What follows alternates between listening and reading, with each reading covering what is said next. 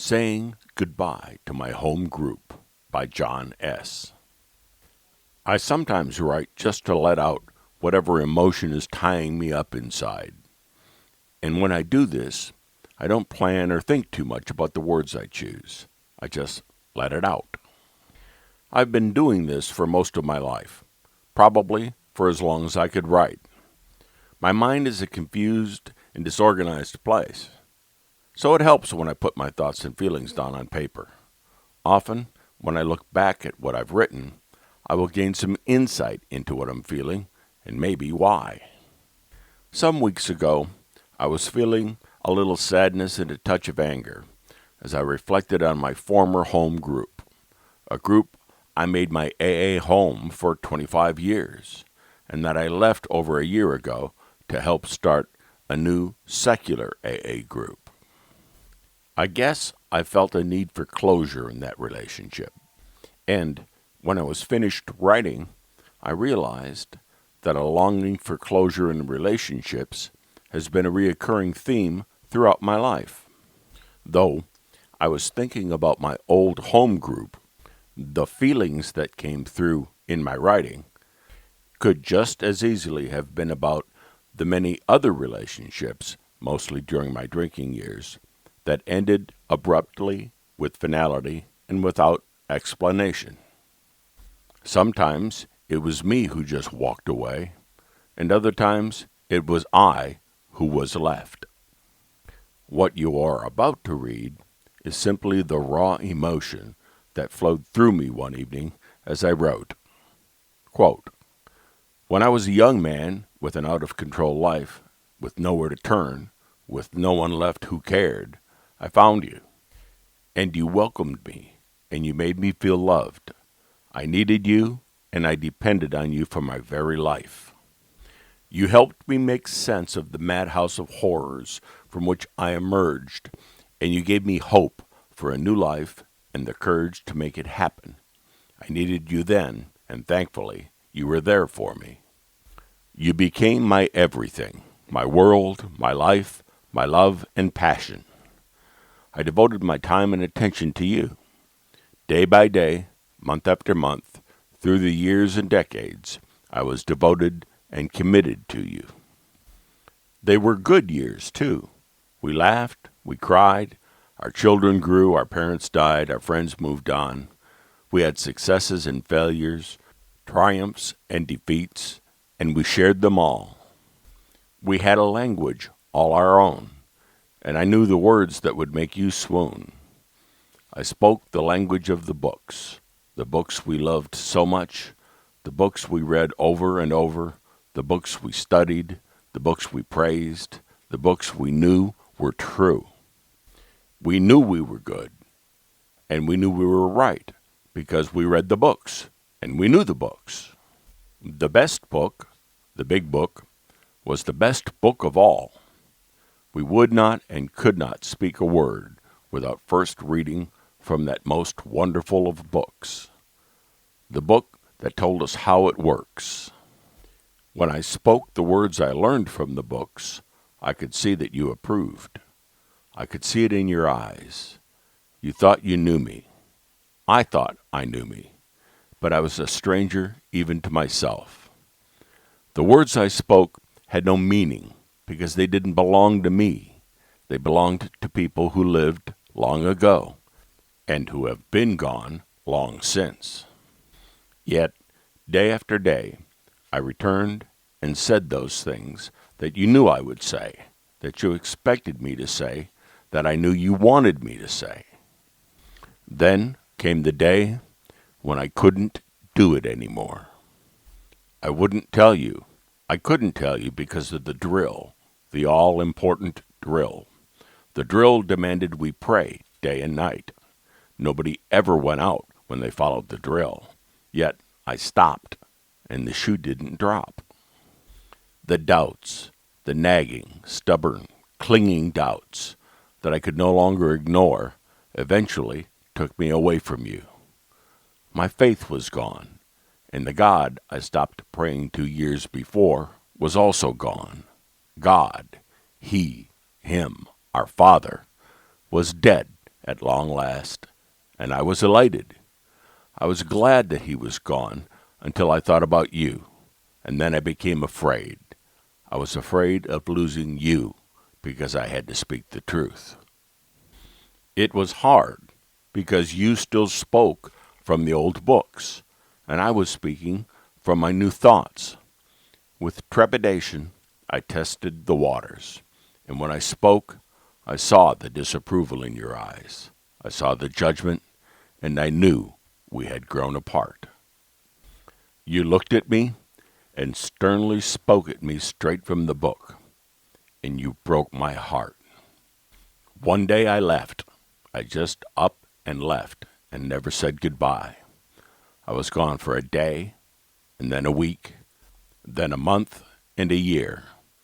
I was no longer with you. Did you notice? You never called me, not once. Did you write me off as one who strayed and was lost, like so many others who just would not or could not grasp our way of life? Do you think about me from time to time? Do you care that I'm gone? I have a new home now, and I'm happy here. I wish you knew that I was happy here. I wish you cared that I was happy here. Maybe if I had said goodbye, but I didn't. I never said goodbye. End quote.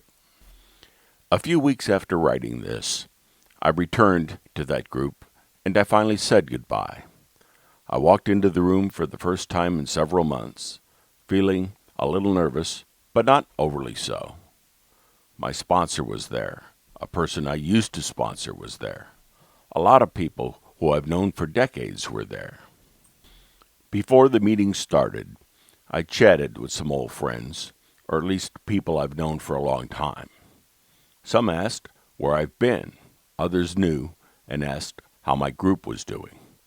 It seemed like pleasant enough conversation, and a few even said they would come to one of our agnostic AA meetings someday. The meeting started, as they always do, with the reading How It Works.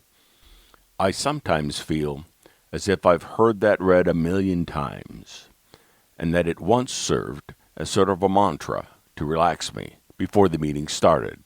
However, I now bristle at the words which contradict my beliefs, and indeed seem to contradict AA itself.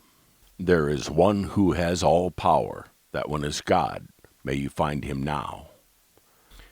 That's my least favorite line because it's so authoritative, and it doesn't leave much room for people like me. Next, the 12 steps I read concluded with the all-important ABCs, that we were alcoholic and could not manage our own lives, that probably no human power could have relieved our alcoholism, and that God could and would if he were sought. Following the reading of How It Works, the meeting leader asked someone to read from Daily Reflections. On this day, the reading was taken from November the 14th. We ask God for inspiration, an intuitive thought, or a decision. We relax and take it easy. We don't struggle. The meeting leader picked someone to start the sharing, and then we went around the room, one person after another, sharing their thoughts on the reading. People, of course, talked a lot about God and their relationship with him, and all the myriad problems with which he helps them. When it came my turn, I had nothing to say about the reading, but I did have something to say. I needed to say goodbye, and I needed to say the words, I don't believe in God, and I'm an atheist. This is what I remember saying, quote, I came to this group for 25 years, and I don't come here anymore because I stopped believing in God. I'm an atheist, and I no longer felt comfortable here, so I helped start a new group for agnostics, atheists, and free thinkers, and that's where I now go to meetings, and I'm very happy.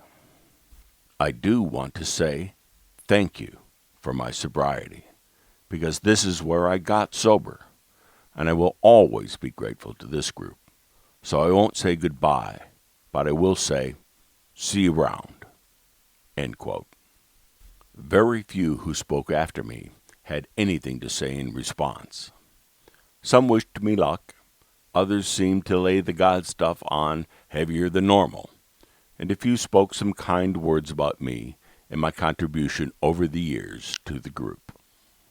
When the meeting closed with the Lord's Prayer, I experienced something that I thought was quite odd and discomforting at the time.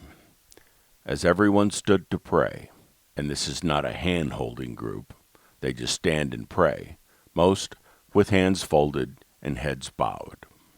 As they prayed, I just stood there with my eyes open, looking straight ahead, when out of the corner of my eye, I could feel that someone was staring at me. It's odd how one can sense such a thing, but I was right. When the prayer concluded, I looked at the person from which the stare came, and he was absolutely glaring at me with, frankly, a menacing look. At the time, I wrote him off as an ignorant person. I felt no need to talk to him.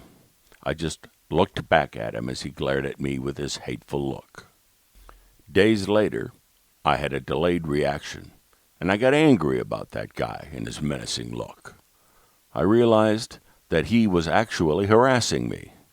He was intentionally letting me know that I wasn't welcomed there anymore.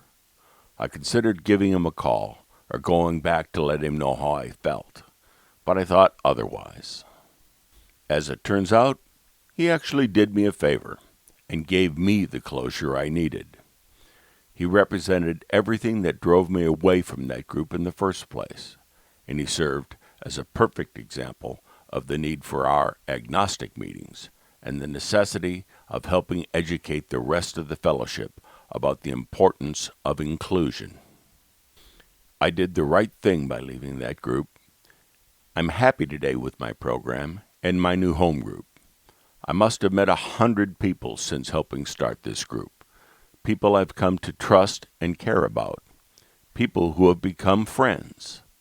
At our meetings, everyone is free to express their search for or rejection of spirituality. There's no insistence that we all have the same experience, and nobody will give you a menacing look no matter what you do or say. We are relaxed and accepting of everyone. You won't hear a prayer or be asked to pray, nor will you hear the dogmatic reading from How It Works.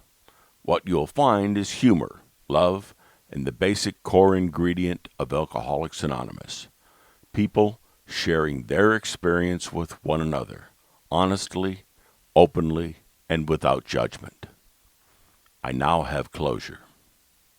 About the author, John S.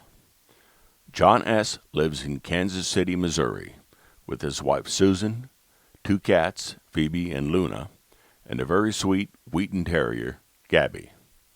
John has been sober since July 20, 1988, and his home group is the We Agnostics group, which has been meeting since August 2014.